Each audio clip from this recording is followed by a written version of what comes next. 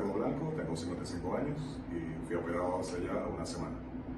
El paciente vino con hipertrofia de cornetes, el paladar redundante, el paciente que roncaba y ahora está aquí con la esposa feliz. ¿Cómo te has sentido esta semana? Excelente. El ingeniero se fue directo a su obra. Directo a mi obra, trabajé sin ningún problema. Y puedo decir que puedo respirar 100%. Tenía años que no respiraba. Y está sin roncar. Tan sencillo como eso. Muchísimas gracias por el testimonio y gracias a la esposa que está por allá. Gracias, doctora. Bueno.